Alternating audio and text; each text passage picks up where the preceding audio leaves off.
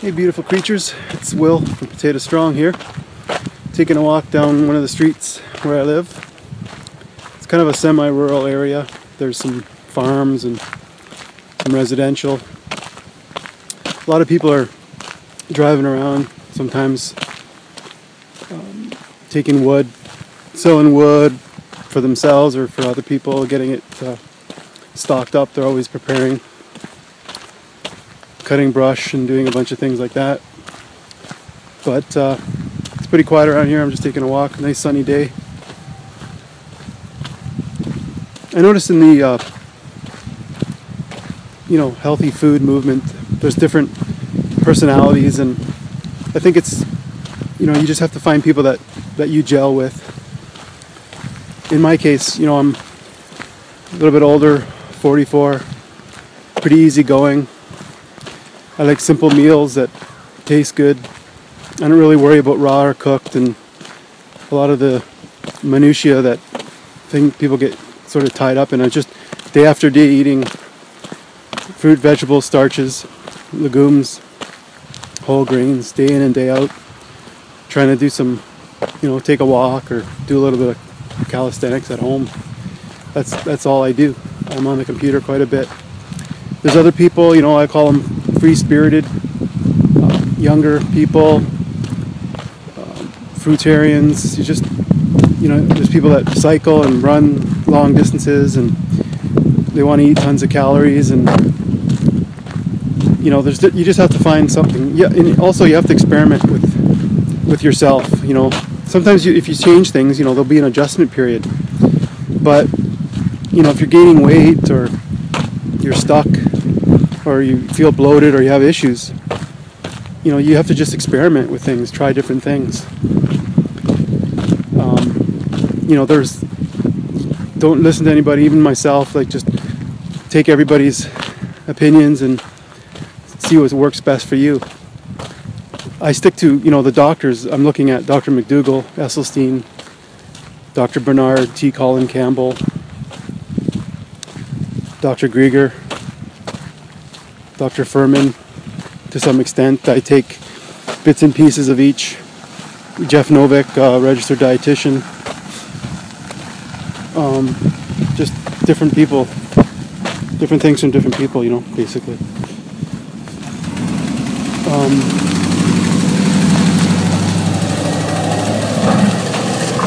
So, yeah, the doctors kind of give me, I look up a lot of science and read stuff, and I feel really great in what I'm doing. Just going to take a second here to show you guys this little stream. See if I can flip it around. Just point it at the thing.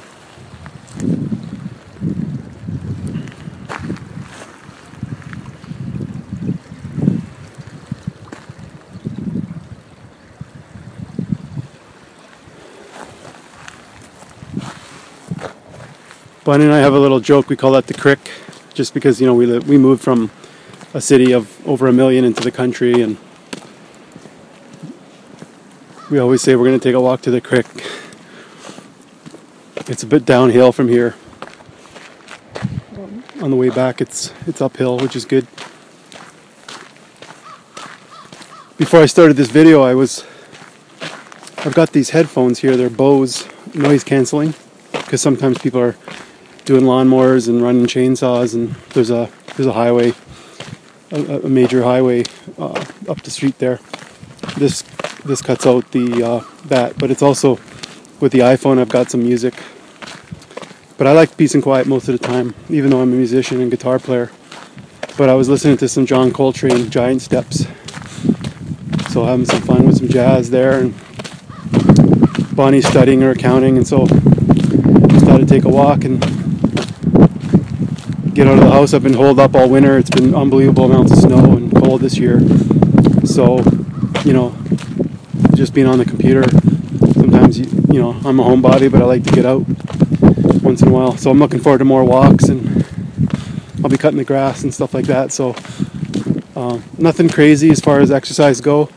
I think 95% or more is diet as far as health and weight loss. I mean, obviously, exercise is great to be fit, but a lot of your issues in weight will be from diet. I used to walk every day at work in the downtown an hour, and then I'd grab lunch on the way back. I'd even go to gyms. I joined gyms. I was always had extra fat and overweight. And so I just think that, if you walk around, it's going to be 100 or 200 calories for an hour. So it's really not going to make much difference from a fat loss perspective. Good for health, good to get the blood moving and all that great stuff. But there's just a thing out there about painful exercise, and like the Biggest Loser, people that are hundreds of pounds overweight, killing themselves. So they just associate pain and starvation with losing weight. And, as you know, if you're doing this, you can just eat a ton of food and you don't really have to worry about it.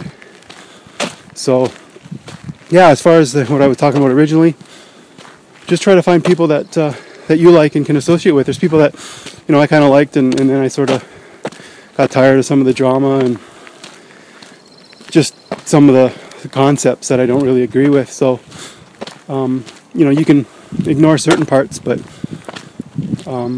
other things maybe you can't. So I find that I'm just a middle of the road guy, just eating cooked starches and fruit and vegetables and legumes, like I said, and find something you like to do. I like to walk. I've been doing it for years. I've been doing body weight, just some calisthenics at home. That way I can just get on the floor and do some push-ups and some pull-ups on the chin-up bar I have, and a few of the other things I showed. And you don't have to do them all in one in one group either. You can do a set of push-ups. Do one set and then later do another set. There's a thing about time under tension and volume. So just putting those muscles under load for a certain period of time is the way to go. You don't really have to go crazy, but if you can, the way I do it sometimes, you can squeeze something in half an hour. So like I say, muscles grow when you're resting, and it takes a day or two maybe or more for some of these muscles to recover. So really you're just stimulating it in a short period of time, and then you're resting most of the other times, if that's what you're interested in. You don't really have to do a lot of weight training, but it's good to have a little bit of muscle tone. Just, as we age, we lose some of that, and it helps with issues like I have back trouble. Sometimes I used to have back troubles and that, and losing the weight helps, but getting rid of some of the scar tissue and moving your body can really help. I've got a foam roller and a back body and a back buddy, and I've worked out some of the trigger points, and also stretching. Rip Elselsine from Engine 2 Diet has some cool stretches that you can do. So anyways, yeah, so there you go. I hope you guys like this channel, and I'm trying to help everybody, just provide support and answer questions. And really, it's tempting sometimes to get into the debates about all the differences between various plant-based ideas, and which is funny because I thought at first I'd be more having debates with meat and dairy eaters, but there's so many differences within the vegan or plant-based area. But just getting stuck into things like if somebody's eating too many nuts or avocados, or it could work for them. Sometimes you eat a little bit of fat, and it keeps you satiated a bit more, so you don't eat as much other things. You don't have to keep eating to try to feel satiated. But a lot of other people just binge. They have a jar of nuts somewhere and they'll binge.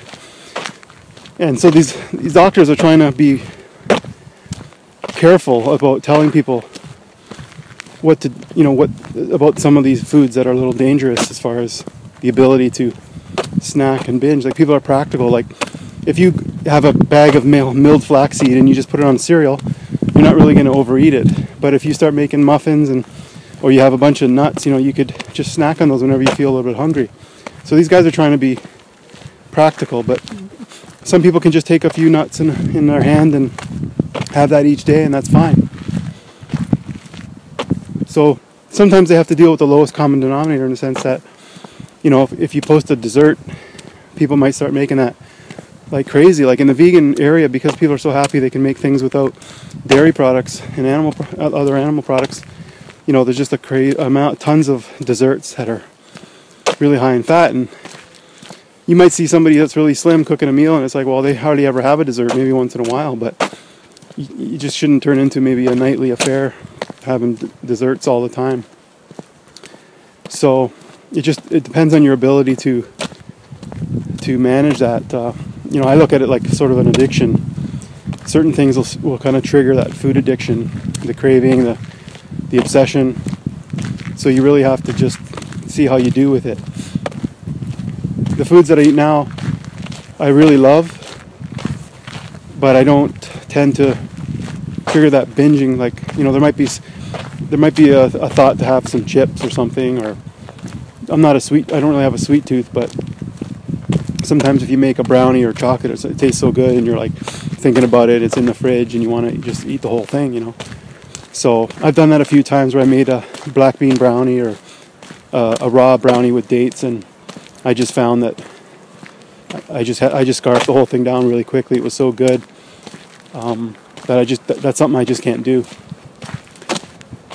on a regular basis. So figure out what works for you, and take everybody's ideas with a grain of salt, but really try to identify what might be giving you the issue. Because the other thing is, people they have troubles figuring out what's wrong. Like, they might think it's the potatoes or something, but it's actually, a lot of other fat.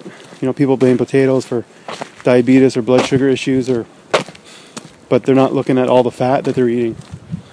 Or they go out a lot and eat, junk food in restaurants, but then they think, they're eating too much rice and vegetables or something. So that's where I come in. I try to help. And like I say, if it's not working for you, try to be open to making changes and just determining what might be what might be the issue. So anyways, I've been rambling for a while here. So I'll talk to you guys later. Hey guys, the sound wasn't too good on this clip here, so I'm just going to talk over it.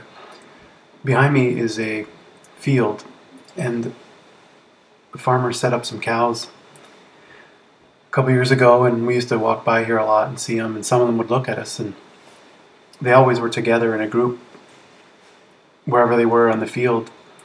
And all of a sudden, within the last year, they're gone, so we assume they went for slaughter. So we're pretty sad. We just saw them, for a couple of years eating the grass, and so we're happy that we're eating the plant-based diet now. Just a lot of people don't see the cows anymore. This jacket here, in case you're wondering, faux fur on the top and non-leather, and it doesn't really breathe if you get hot, but yeah, it was just nice to get something that wasn't made from cows and stuff like that. So just wanted to point that out. Hope you guys enjoyed this chat. Let me know if you want me to do more of these types of things.